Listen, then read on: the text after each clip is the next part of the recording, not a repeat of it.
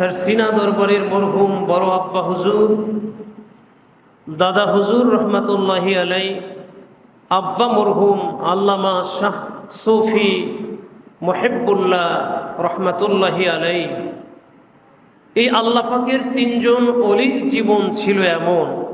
বিসমিল্লাহির রহমানির রহিম। ইন্নাল্লাহা ওয়া মালাইকাতাহু ইউসাল্লুনা আলান নবী ইয়া আইয়ুহাল্লাযীনা আমানু সাল্লু আলাইহি ওয়া সাল্লিমু তাসলিমা।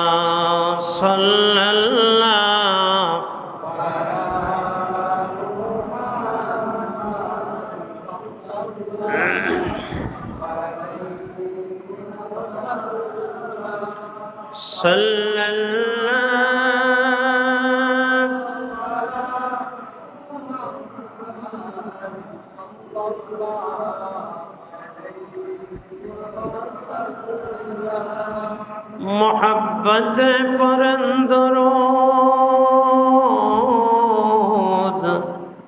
ओ मोमिन भाई बसिया मोदर दरूद सुनें नबीजी रोजा पाके सोया सल्लल्लाहु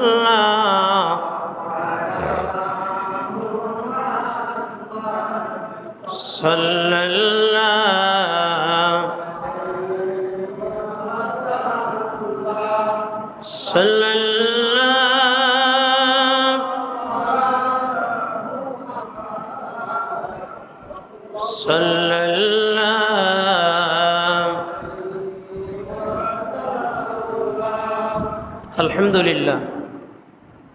আল্লাহ পাকের সুমহান দরবারের শতকোটি শুকর ও সুজুদ যে মহান মালিক আল্লাহ জাল্লা শানুহু আমাকে দীর্ঘ ৪৩ দিনের পবিত্র মক্কাতুল মুকাররমা মদিনা তাইয়্যিবার সফর শেষ করে গত ২০ তারিখে মাতৃভূমি বাংলাদেশে আসার তৌফিক নসিব করেছেন।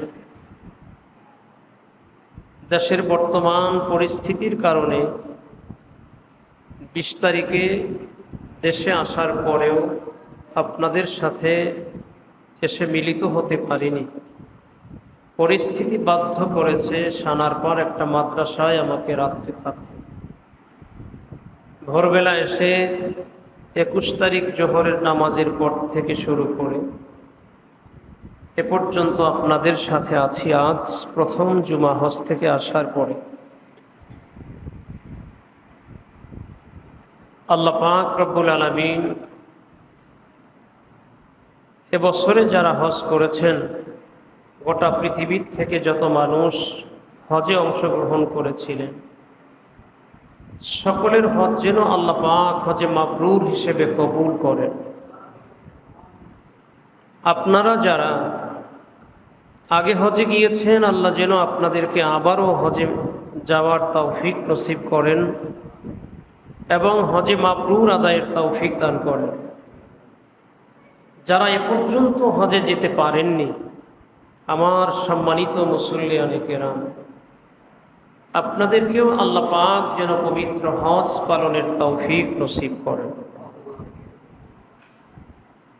পাশাপাশি একাধিকবার পবিত্র উমরা আদায়ের জন্য আল্লাহ পাক রব্বুল আলামিন তৌফিক আপনাদের সকলকে নসিব করেন। সম্মানিত মুসল্লিয়ানে কেরাম, এই সফরের মাঝে আমরা, বিশেষ করে আমি আমার মসজিদের অনেক ভালোবাসার মানুষকে হারিয়েছি। আমাদের জীবনে বিশেষ করে আমরা আহলুস সুন্নাত ওয়াল জামাতের গণ্ডিভুক্ত যারা, তারা পৃথিবীর তথা বাংলাদেশের কোনো না কোনো হক্কানি পীর মাশাইখিনে কেরামের ছত্র ছায়ায় আছে। আমিও বাংলাদেশের অন্যতম শ্রেষ্ঠ আধ্যাত্মিক দরবার, সুন্নতে নববীর পরিপূর্ণ আদর্শে আদর্শবান একটি দরবার, বাংলাদেশের এক ইসলাম প্রচারে বিশাল অবদান রাখা প্রসিদ্ধ একটি দরবার, সারসিনা দরবারের সাথে সম্পৃক্ত। আপনারা জানেন, সারসিনা দরবার শুধুমাত্র ইলমে শরীয়তের আলো ছড়িয়ে শেষ করেনি, পীর তান্ত্রিক জীবন যাপন করাকে আমার পীর জীবনের সর্বোচ্চ নিজের প্রচারের মাধ্যমে ইসলাম প্রচারের কার্যক্রম শেষ করেন, বরং সারসিনা দরবারের মরহুম বড় আব্বা হুজুর, দাদা হুজুর রহমতুল্লাহি আলাই, আব্বা মরহুম আল্লামা শাহ সফি মুহিব্বুল্লাহ রহমতুল্লাহি আলাই, এই আল্লাহ পাকের তিনজন ওলির জীবন ছিল এমন, ইলমে শরীয়তের দ্বীন প্রচারের ক্ষেত্রে তারা মসজিদ নির্মাণ, মাদ্রাসা নির্মাণ, খানকা প্রতিষ্ঠার মাধ্যমে ব্যাপক ইসলামের প্রচার প্রসার ঘটিয়েছেন এদেশে। আলিয়া মাদ্রাসা বাংলাদেশের মধ্যে সর্বপ্রথম টাইটেল মানের স্বীকৃত মাদ্রাসা সারসিনা আলিয়া মাদ্রাসা। হাজার হাজার মাদ্রাসা, মসজিদ, খানকা নির্মাণ করে দাদা হুজুর আল্লামা শাহ আবু জাফর মোহাম্মদ সালে রহমতুল্লাহি আলাই দিনিয়া মাদ্রাসার ভিত্তি স্থাপন করে গেলেন। আপনারা, আমি হজে থাকাকালীন সময়ে আসার 2-3 দিন আগে আমার পীরে মরহুম আল্লামা শাহ মুহিব্বুল্লাহ রহমতুল্লাহি আলাইয়ের ইন্তেকাল খবর শুনেছেন। দেশের এই দুর্যোগপূর্ণ পরিস্থিতিতেও অনেকেই জানাজায় গিয়ে শরীক হয়েছেন। তো আপনারা সেই পীরে মরহুমের জীবনী, ব্যাপক জীবনী, 70 বছরের জীবনে তিনি যে ইসলামের খেদমতের অবদান রেখে গেছেন তা আলোচনা করে শেষ করার মতো না। বাবার স্বপ্ন ছিল এদেশে দিনিয়া মাদ্রাসা প্রতিষ্ঠা করা। সেই দিনিয়া মাদ্রাসার সংগ্রামে তিনি মাঠে ময়দানে নেমে 3,500-4 হাজার মাদ্রাসা প্রতিষ্ঠা করে সেগুলো সফলতার দ্বার প্রান্তে পৌঁছে গিয়েছেন। সারসিনা দরবারে মসজিদ মিনারের কাজ অনেক এগিয়ে গিয়েছেন। এরপরেও হুজুর কেবলা ইন্তেকালের 2 বছর আগে এখন যিনি ওই দরবারের পীর, আল্লাহ যদি আমাদেরকে বাঁচিয়ে রাখেন, আমি যদি এখানে কিছুদিন থাকার সুযোগ আল্লাহ আমাকে করে দেন, ইনশাআল্লাহ আমরা চেষ্টা করব হুজুরকে এখানে দোয়ার জন্য আনতে। আল্লাহ যেন কবুল করেন, বলেন আমিন। 2 বছর আগে হুজুর এখন যিনি দায়িত্বশীল আল্লামা শাহ আবু নসর নেসারউদ্দিন আহমদ হুসাইন মাদ্দাজিল্লাহুল আলী পীর সাহেব সারসিনা দরবার শরীফ, তিনি বলেছেন যে আমার বাবা 2 বছর আগে আমাকে নিয়ে মাজারের পার্শ্বস্থ যেখানে এখন দাফন করা হয়েছে সেই জায়গাটা দেখিয়ে বলেছেন আমাকে এখানে দাফন করব। তার মানে আল্লাহর ওলি আগেই ইঙ্গিত পেয়েছেন যে বেশি দিন আর দুনিয়াতে থাকবেন না। গত মাঘ মাসের মাহফিলে হুজুর বিস্তারিত আলোচনা করেছেন, লিখিতভাবে কোন জায়গায় কি আছে, সম্পত্তি কে কতটুকু ভোগ করবে, কে কোন দায়িত্ব গ্রহণ করবে, এ সব কিছু একবারে হাতে কলমে লিখে বুঝিয়ে দিয়ে গেছে। আল্লাহওয়ালা মানুষদের জীবন এমন, এজন্যই তো কবি বলেছেন, এমন জীবন তুমি করিবে গঠন, মরণে হাসিবে তুমি কাঁদিবে ভুবন। আল্লাহওয়ালা মানুষ যারা, তারা ইন্তেকালের সময় হাসতে হাসতে দুনিয়ার থেকে বিদায় হয়। গোটা জগতের মানুষ তাদের জন্য কেঁদে কেঁদে অস্থির হয়ে যায়।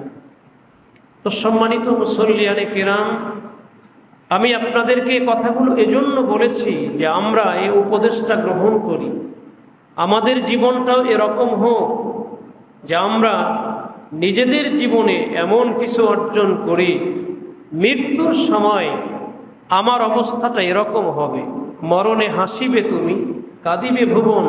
তার মানে মরণের সময় তুমি তোমার জান্নাতের ঠিকানা চোখে দেখবে, আর দেখে দেখে তুমি হাসতে হাসতে দুনিয়ার থেকে বিদায় নিবে।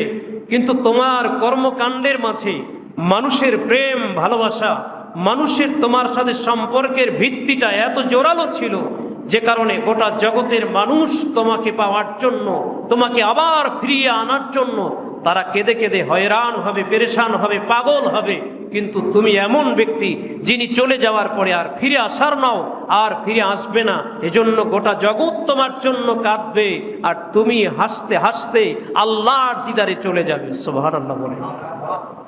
এরকম একজন মানুষ আপনি আমি যদি হতে পারি, আমাদের ধারা মানুষের কাছে গ্রহণযোগ্যতা যদি থাকে, তাহলে মৃত্যুর পরে মানুষ আমাদেরকে স্মরণ করবে শ্রদ্ধার সাথে। কথা বলেন ঠিক কিনা? আমাদের ইন্তেকালের পরে আমাদেরকে মানুষ শ্রদ্ধার সাথে স্মরণ করুক, এটা আমরা সকলেই চাই। কথা বলেন ঠিক কিনা? আমাদেরকে ভালোবাসুক, অথবা এমন হোক যে আমার ইন্তেকালের পরে আমার জানাজা নামাজে আসতে পারেনি, কিন্তু দূর থেকে আমার ভালোবাসার টানে খবরটা পাওয়ার পরে, যদিও জানাজায় আসতে না পারে, পরবর্তীতে কোনো একটা দিন সুযোগ করে অন্তত আমার জানাজা নামাজে আসতে না পারা মানুষটাও যেন কবর জিয়ারতে একটু এসে আমার জন্য দোয়া করে যায়। কথা বলেন, এটা আমরা চাই কি না?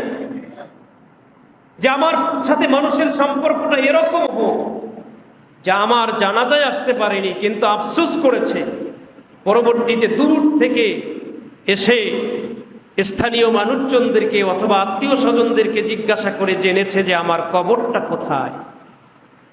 আমার কবরের কাছে গিয়ে একবার সূরা ফাতিহা আমাকে উপহার দিয়েছে, 3 বার সূরা ইখলাস আমাকে উপহার দিয়েছে, 5 বার অন্তত দরুদ শরীফ আমাকে হাদিয়া করেছে। এমন একটা জীবন আমরা সকলেই চাই। কথা বলেন, সবাই বলেন আমরা চাই কি না? এমন জীবন যেন আল্লাহ আমাদের প্রত্যেকের পক্ষ থেকে কবুল করেন, বলেন আমিন।